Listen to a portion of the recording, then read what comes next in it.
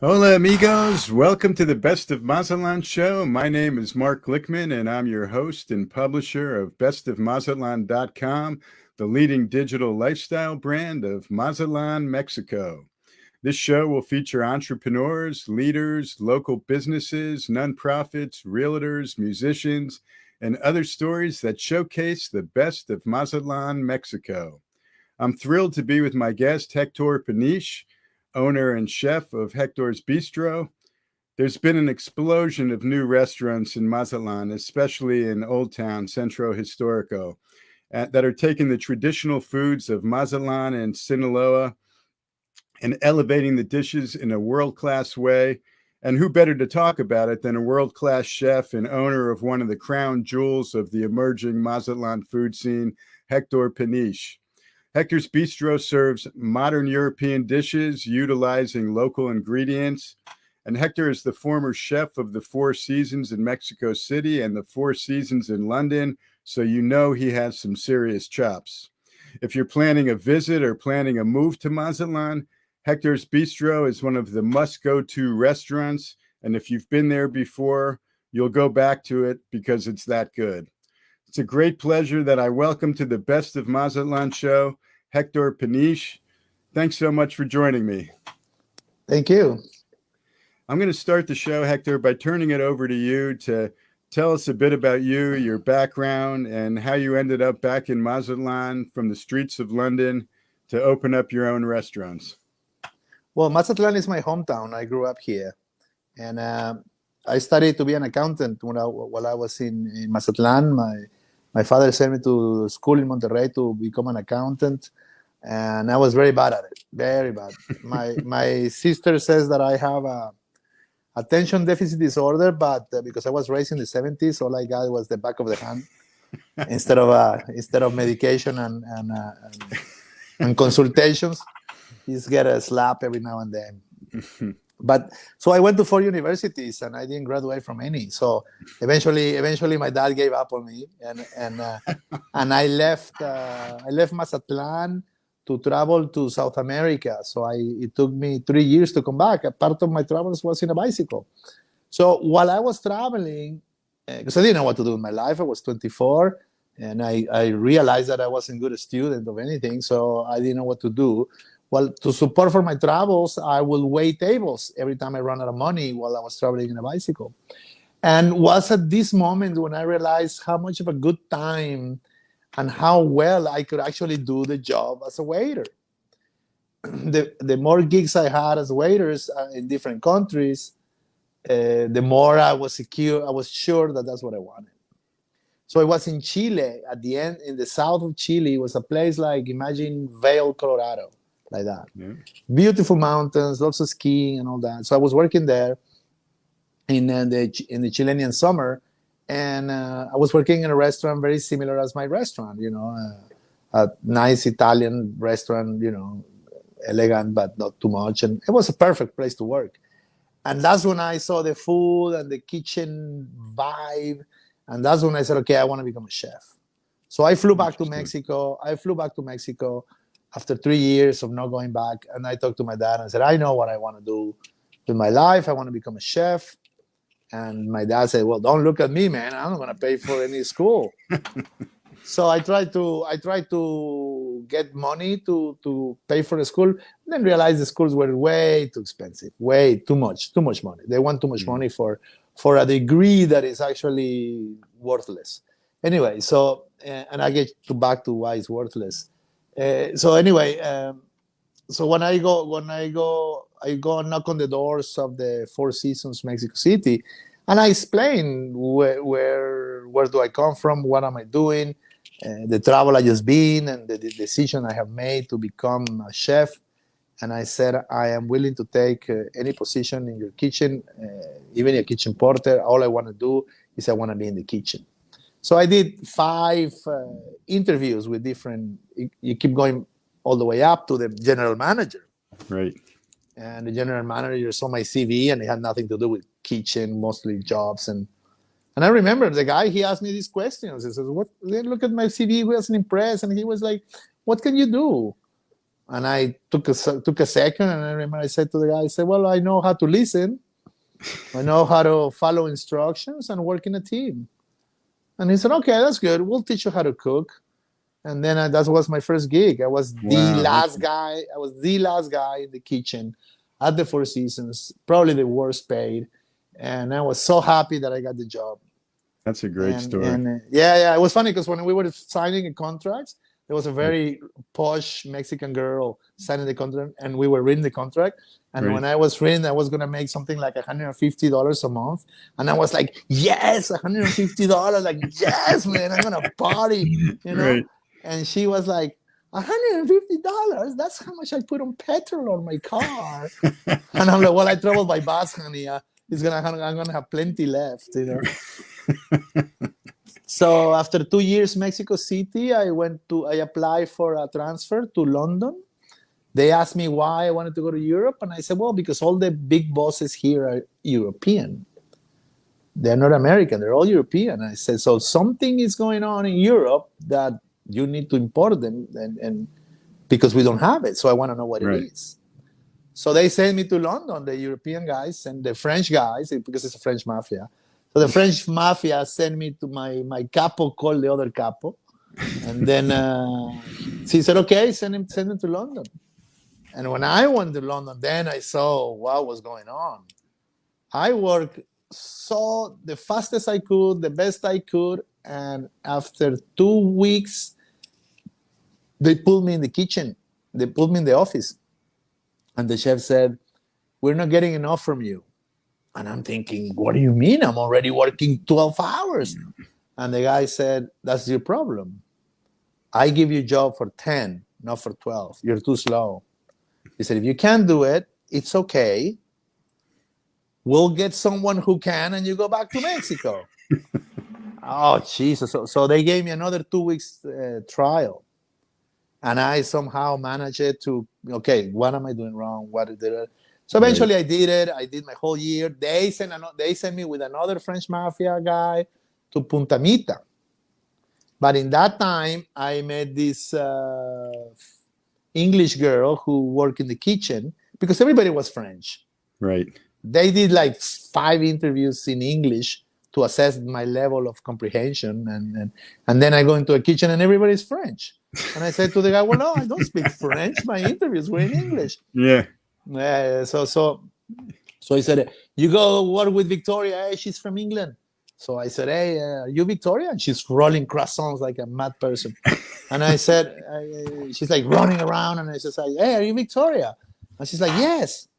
Well, I'm supposed to work with you. And she looks at me and she says like, well, crack on then. And that's it. That's it. Now she's my wife. She still says crack on. Wow. You know, we've been married for 22 years now. Oh, my God. That's such a great story. Yeah, she still bosses me around, though. You know? So but it's a good thing. We make a good team. Yeah, that's a great story. I love that story. So she did more than train you. She married you. Yeah. So then we went to Mexico. We worked in Mexico for 3 years with different restaurants and different parts of Mexico. I proposed marriage to her in the Everest Base Camp in Nepal. Oh, wow. She said yes. We got married in Bucerias, Nayarit by Punta Mita on a very nice sailboat. We had a nice ceremony there. And then we went and worked. And then went back to London and went back to the Four Seasons one more time. But then I moved to Italian cuisines because I'm fluent in Italian. So then I could work with them. Right. So then I worked with them. My wife worked with us as well. So we worked for another 6 years, 7 years with Italian chefs. And then eventually I turned 40 and I said, hey, you want to have children or not? Because I'm 40. Right. And she said, yeah, let's have some children. And I said, okay, now London is not the place. Right. London is not the place to have children because then you have to move to suburbia. Right. And then I have to commute and that's not a life. Right. And then I said, because we lived in central London. Right. We were having a great time. We cycled through Central Park, Hyde Park. Nice. And then work in the other side of the park. And we loved it. We loved London. We love it. It was so amazing, amazing city. Love it. But with children, then everything becomes tricky because it's so expensive. You have to Of move course. out of the city and now go, and that's when you lose the fun to be in London. Right. So we said two choices. Should we go to the countryside in England where your dad has a farm and then we find somewhere near there? Or we go back to Mexico? And she said, no, let's go to Mexico. So we came to Mazatlan, my hometown. And Wow. we opened this little restaurant that we took a restaurant that it was in such a bad condition.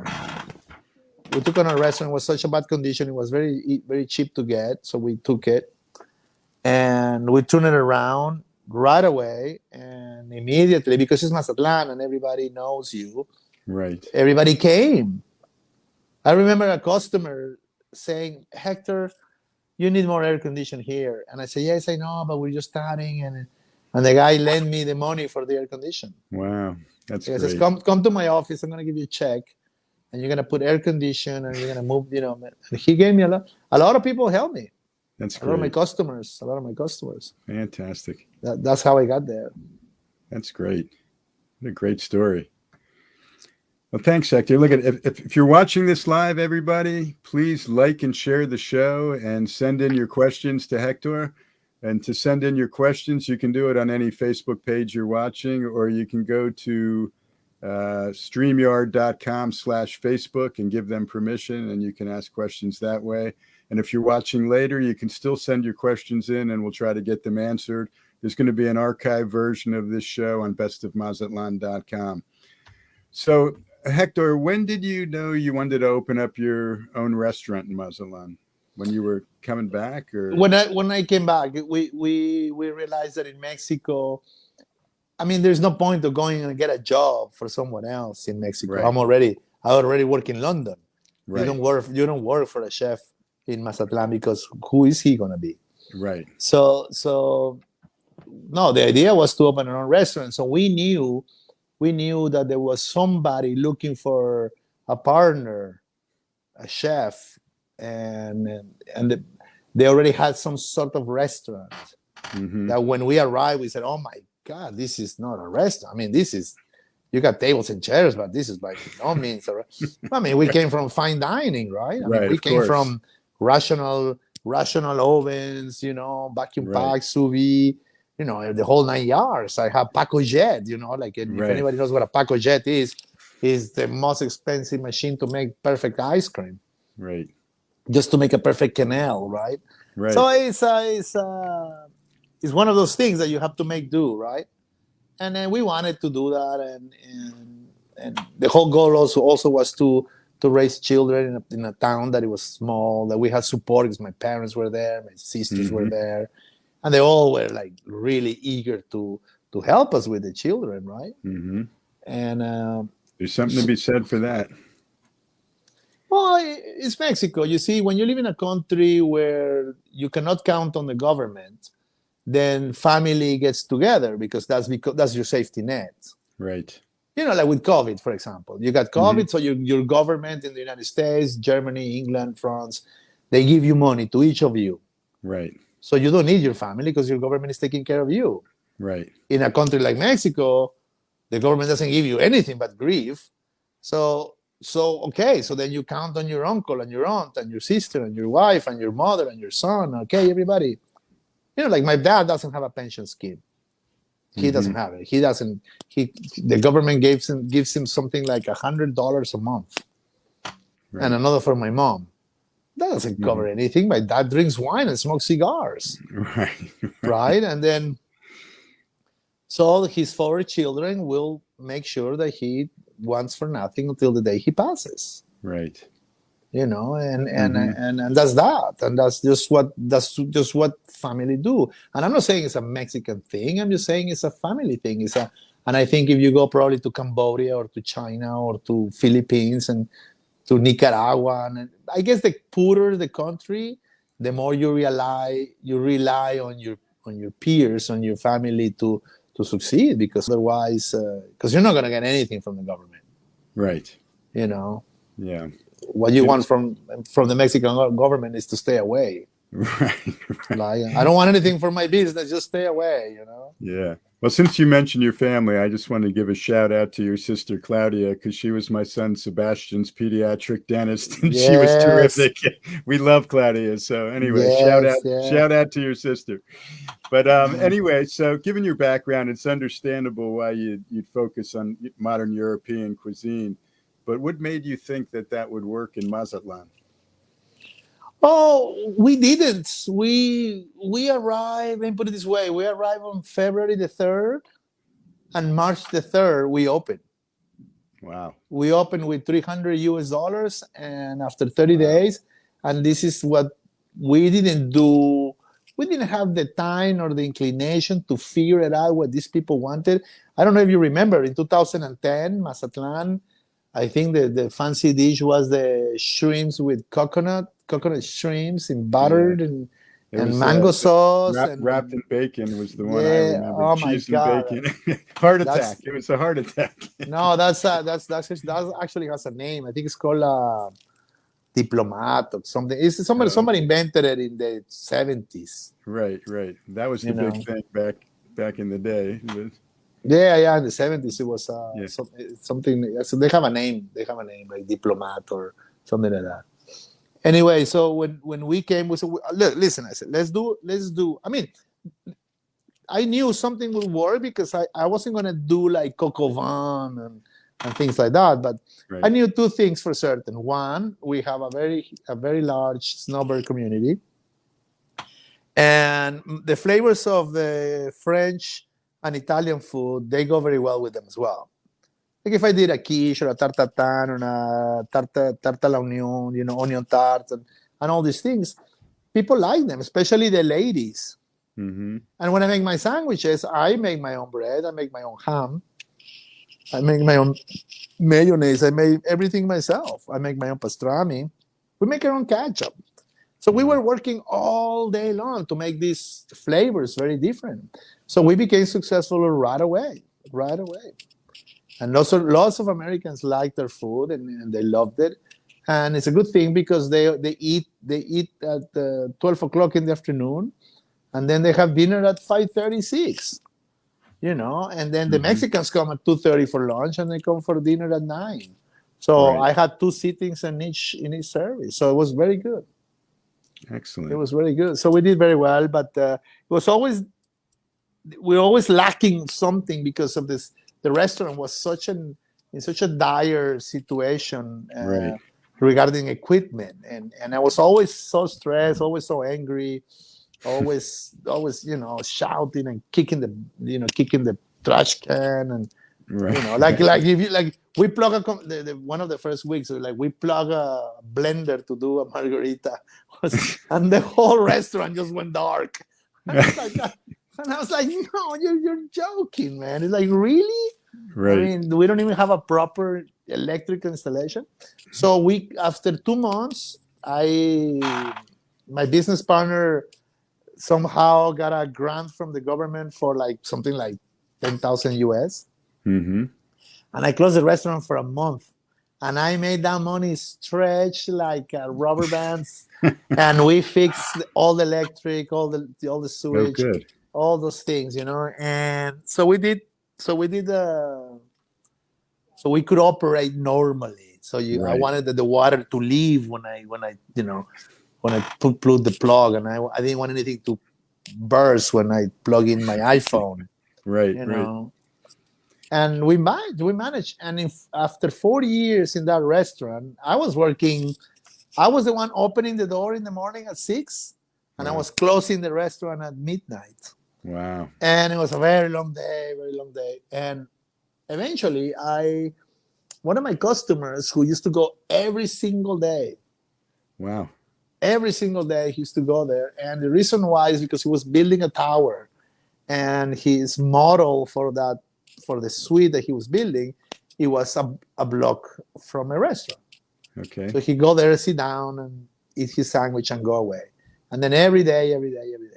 Right. Right. And then one day the guy said to me, "Hey, you have a minute?" And I said, "Yeah, sure." So have sit down. And then he put some plants in the table and said, "Listen, I bought that building in the corner, and I think your restaurant should be here because this is too small and you're never gonna grow.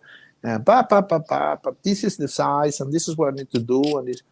And I look at the guy like with blank eyes and said, "Dude, do you think I have that money? If I had that money, I wouldn't be here." I said to the guy, "Look, I don't have the money for investment right now." And the guy says, "Oh, no. I'm the money.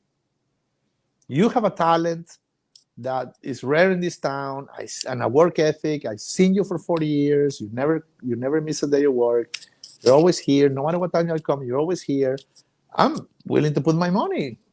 And that's how Hector's Bistro started. Wow, what a great story that is. Fantastic. Now it's 65 of us. It used to be only 4. Now it's 65 of us. Wow. So, you talk about the evolution of your business. You really, first you were correcting the physical of your original place, and then you got into, so the new building the new location that you moved into, was that physically intact unlike the previous one? I mean, or did you? Oh no! When I came in to see where the restaurant was going to be, there was water up to our knees. Oh God! It was an old building, but he had the money. Right. So this is a contractor. This is a guy who just built 2 towers, and he just finished building 2 towers. So now he's like, now what? Oh, well, now let's fix this building. So it took another year and a half to fix it. But during those times, he and I were talking about the business and the structure and this and that. And because I have an English wife, I understand the importance, what Anglo-Saxon people give importance to regarding relationships. Mm-hmm. And in Mexico, it's very, very easy to say, yeah, we'll see you tomorrow. And then none of them show. Right. You know? Right. And so him and I got along very well, because if I said to him, "I'll see you tomorrow at 11," I was there at 11. Right. And if I say, and also, for example, if he would ask me for something, "Hey, can you get me those numbers? I want to know what the return of investment is on this and that."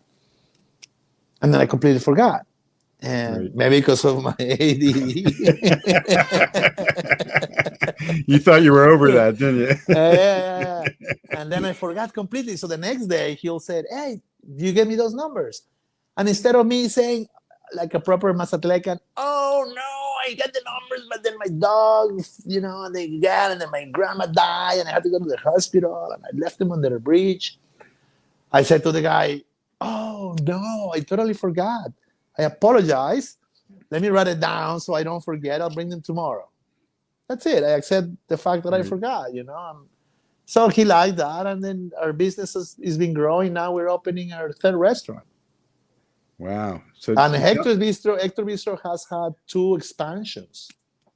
We used to have 1 single salon, then we opened another 2 expansions, and then we opened where I'm sitting down. That's what we call the speakeasy, which is a private room for what we call 10 Canadians or 22 Mexicans.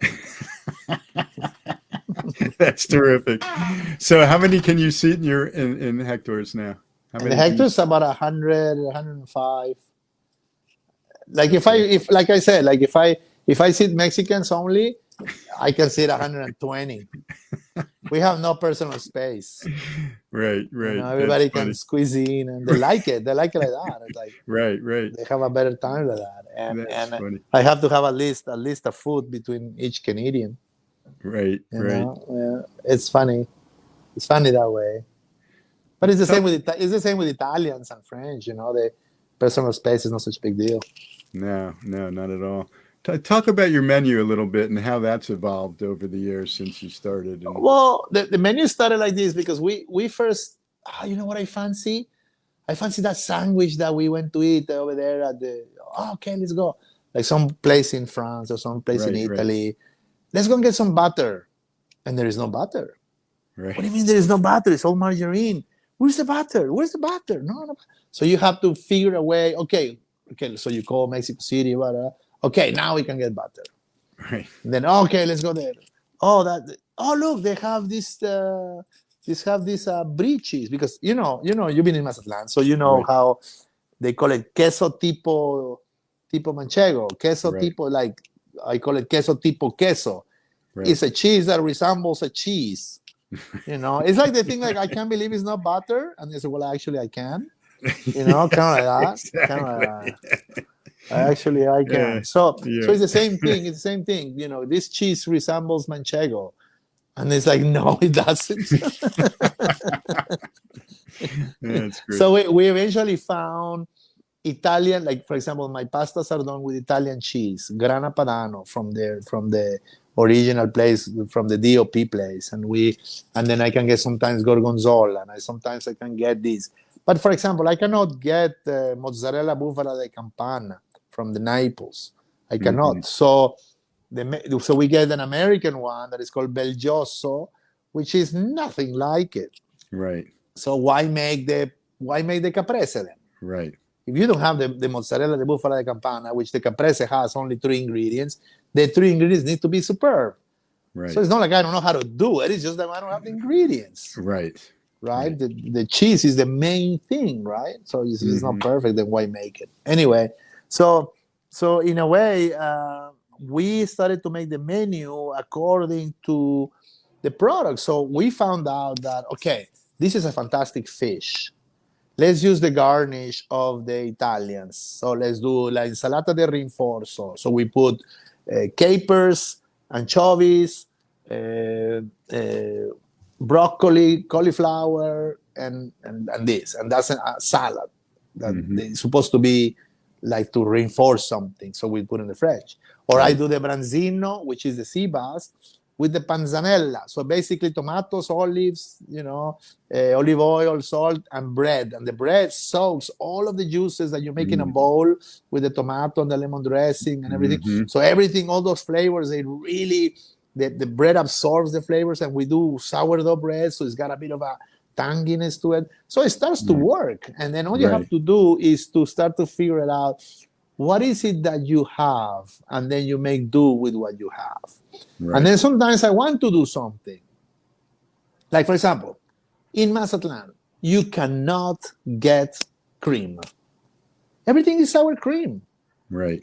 You cannot get proper cream. They have something called whipping cream, but doesn't whip because there is not enough fat in it. Right. So, I mean, you should at least take the name whipping cream away because it doesn't whip.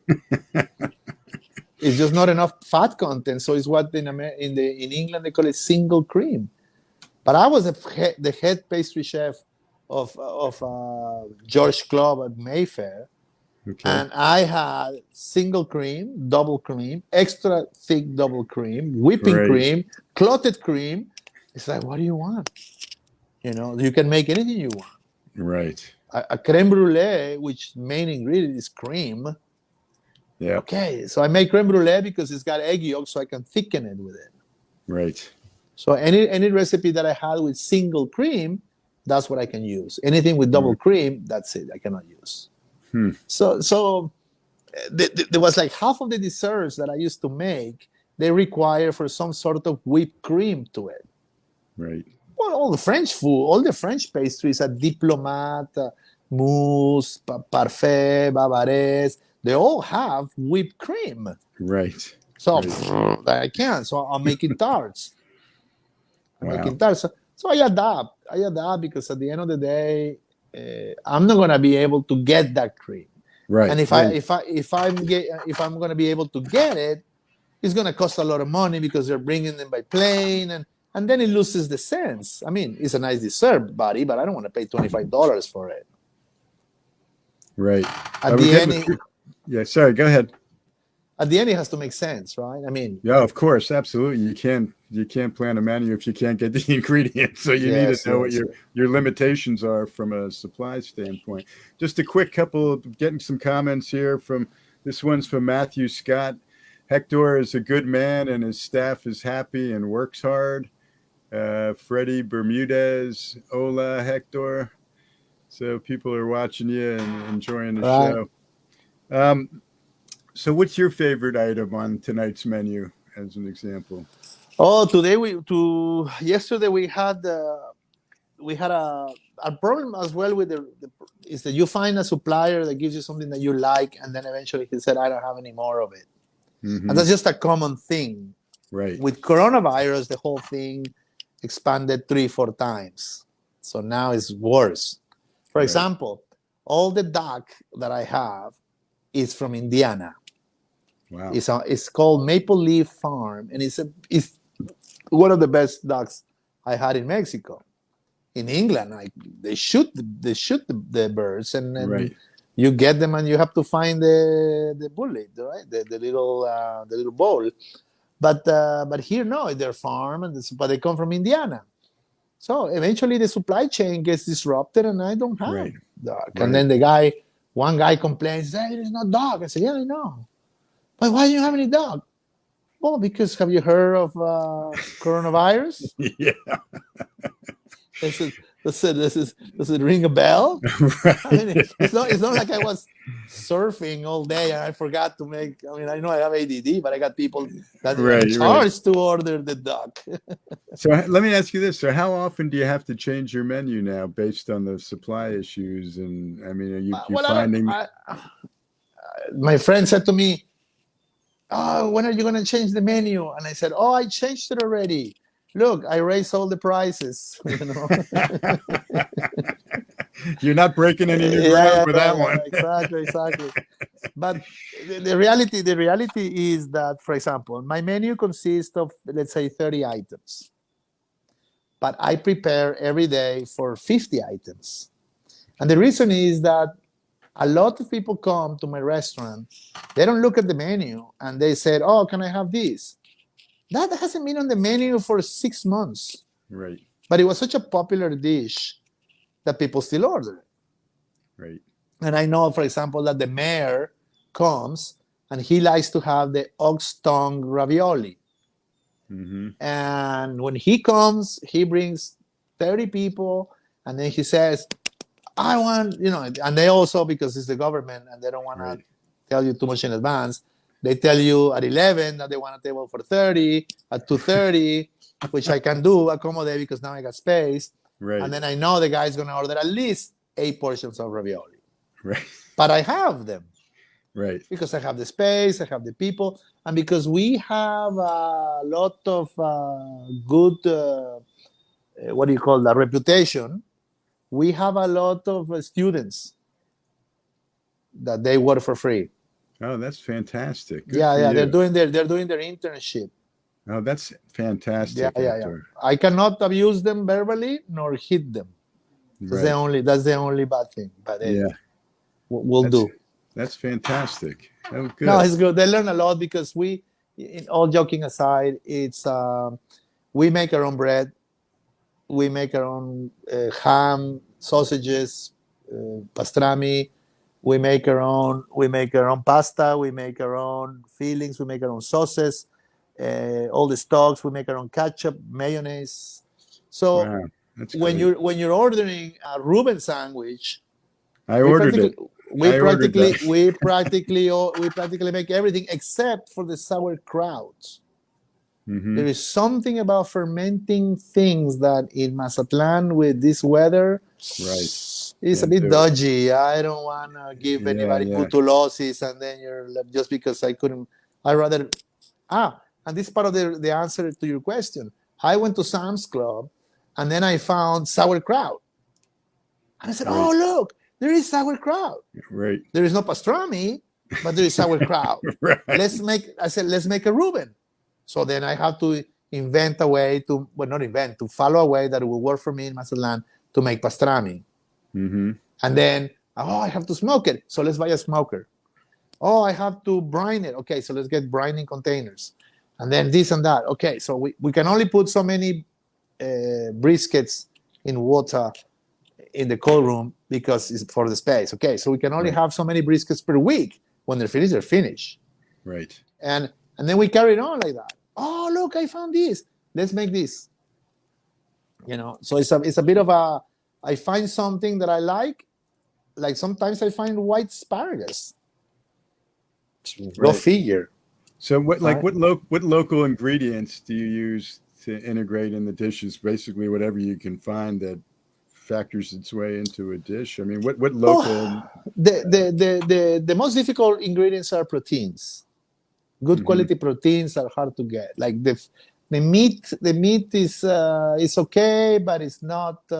We don't have a lot of grass, Right. like in the Midwest, and the prices of the beef.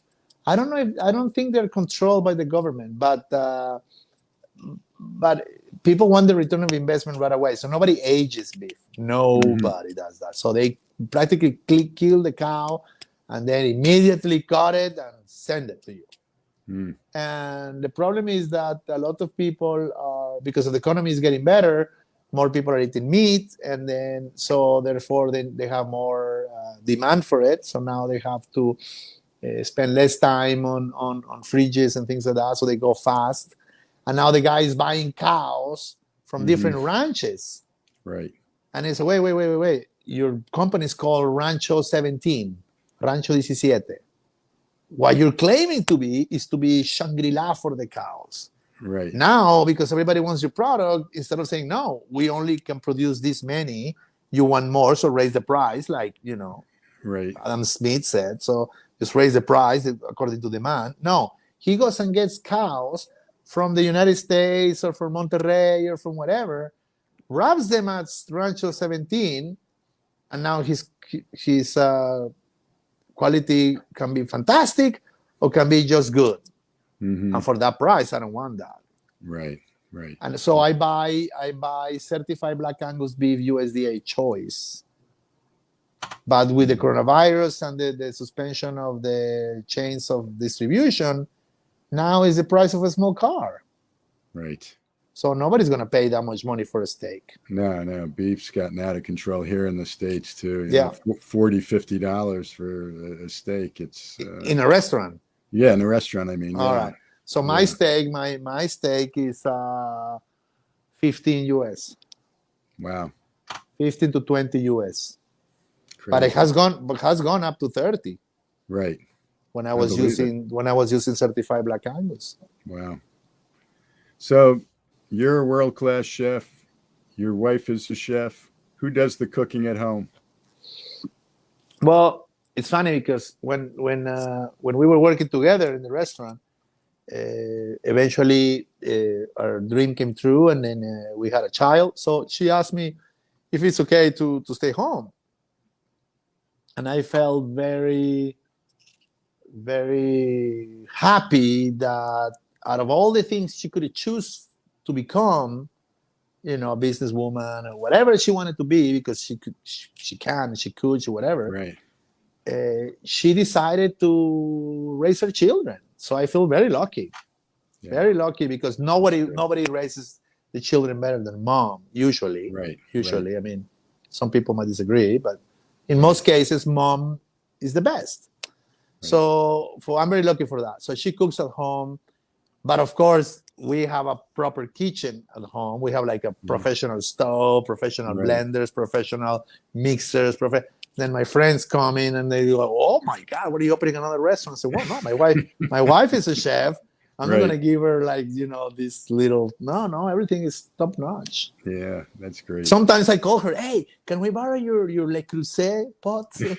No, this is mine. You're gonna ruin it. Wow.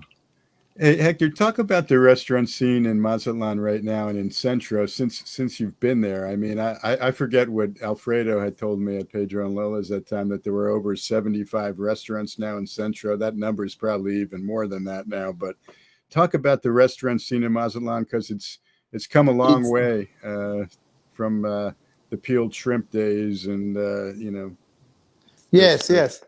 Certainly, it has evolved. Yes. And it makes me happy to know that we had a little bit to do with that. We started, the way I see it is this: Mazatlans were ready. Then I came and did it.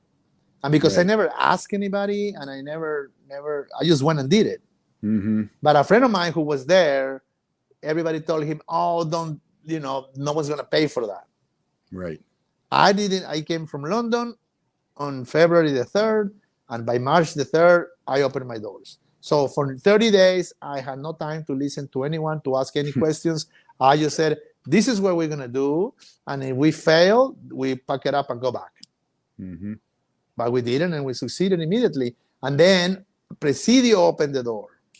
Mm-hmm. And then my restaurant became very, very small compared to Presidio. Right. And then House Casa 46 opened its door. And oh my God, this is like serious money, because Presidio's family and Casa 46 family, they're minted. Right. So they had like,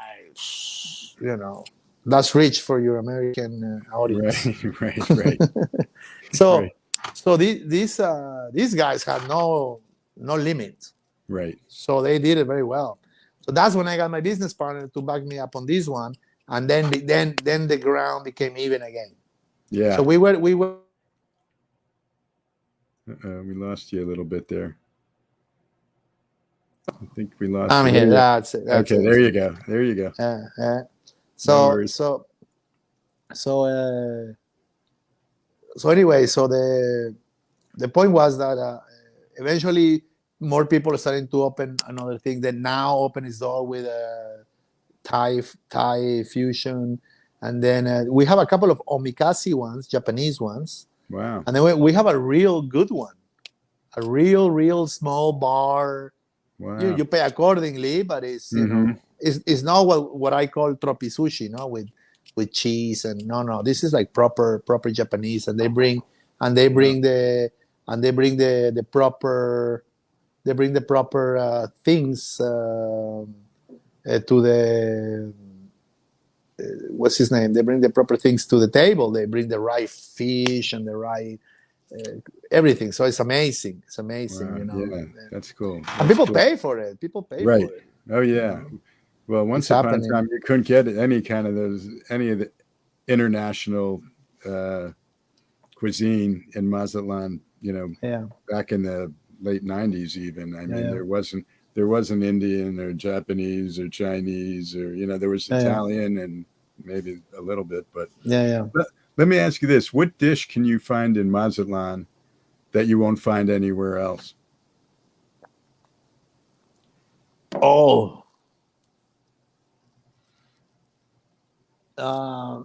Anywhere outside of Sinaloa will be probably asado a la plaza, the typical Mazatlecan dinner dish, but it's basically some sort of chicken or some sort of pork with lots of shredded lettuce, carrots, etc. But it has a beautiful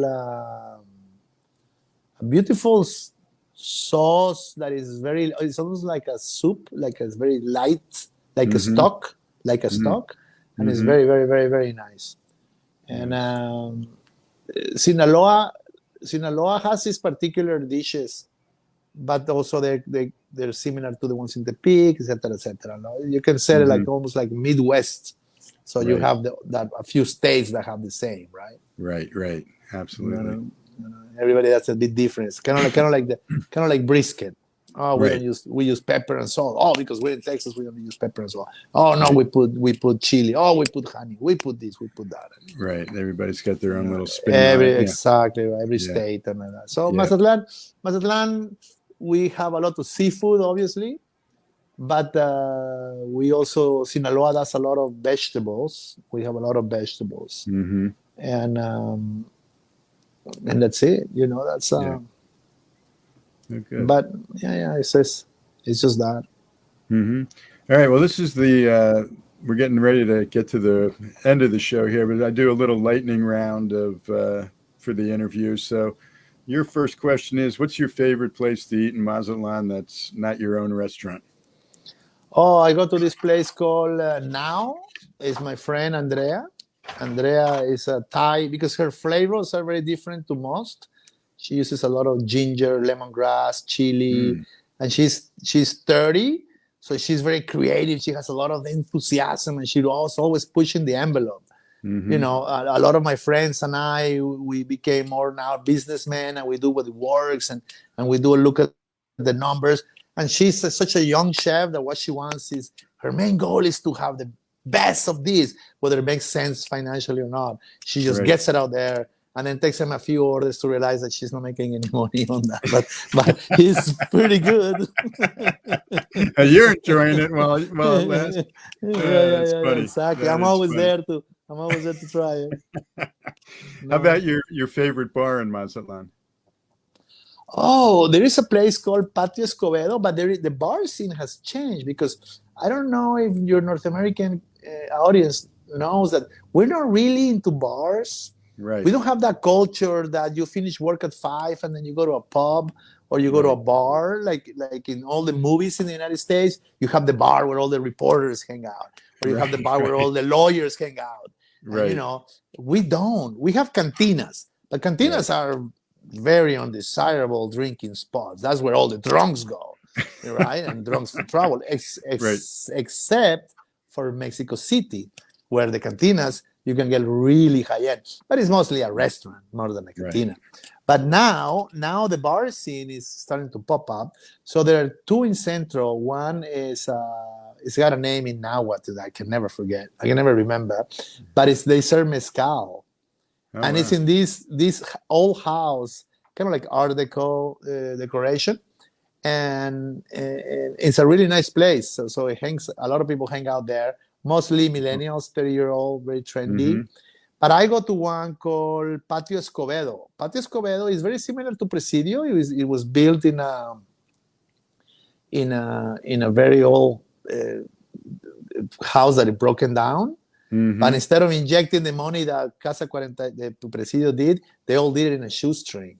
Wow. So it's amazing the level of creativity that they use to make it look cool. So it's a really nice place. Oh, neat. And because somehow they managed to close the doors at 3 in the morning, 2 in the morning. Wow. All of the chefs, after service on Saturday, we all go there. We all go there. And it's a lot of people there. Wow. All different ages. Because the problem is that if I go to a bar, it looks like I'm looking for my daughter. Like, Jesus, what are you doing here, Grandpa? Everybody's 20. Everybody's 20. I look like a perverted old man, But the Patio Escobedo, no, it's a lot of people my age and makes me feel comfortable. Oh, good. That sounds awesome. So tell me about your favorite food that you like to eat in Mazatlan. Oh, I'm a taco guy. Yeah. I mean, everybody loves seafood. Right. I find that is very little variation from one place to the other. It's mostly into the quality of the freshness. So I have my favorites like Beto and all that. Right. But to be honest, I'm a taco guy. And Mexico has tacos for the morning that you will not find after 3 o'clock in the afternoon. You got tacos for the middle of the day, and you got tacos for the evening that you won't find in the morning. Wow.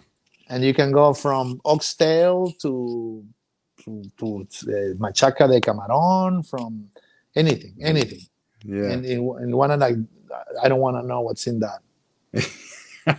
There's more food trucks now in Mazatlan than there used to be, and they do. I know there's some taco trucks. We don't. The thing about the food truck comes from the first world countries like New York and London is not a big thing because it's all regulated that they don't allow it.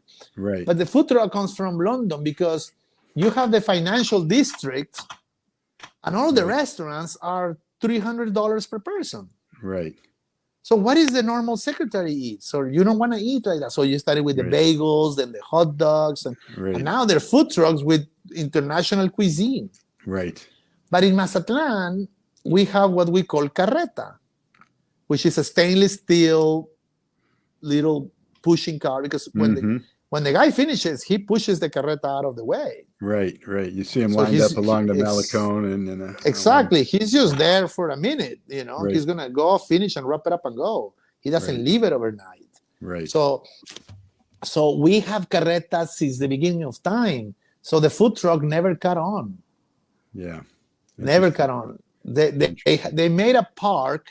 They made a park where they swing the golf. Right. And in that golf park, they made a trucking, but another park with all the trucks, with the food trucks. Mm-hmm. but we're more into carretas and trucks. Yeah. Matthew Scott just wrote in again. We also like Patio Escobedo. Good food and There you go. entertainment. The young owners are doing it right for Centro. That's what he said. Yeah. Matthew probably goes with Americans in the early, because most of the entertainment is live music and it's mostly North Americans and they serve food. If Matthew can stay awake until 3 a.m, he'll see another Patio Escobedo. Yeah, that's funny. Hey, Hector, what's your favorite beach in Mazatlan? Well, I live across the street from Olas Altas. Mm-hmm. I'm not a beach person anymore. I used to kayak and surf and all that. Now I love motorcycles, and I do a lot of dirt motorcycles. I go enduro and cycling a lot. So I'm staying on the ground most of the time now. So I don't really go to the beach. Maybe because I don't have a beach body. Maybe that influences my decision.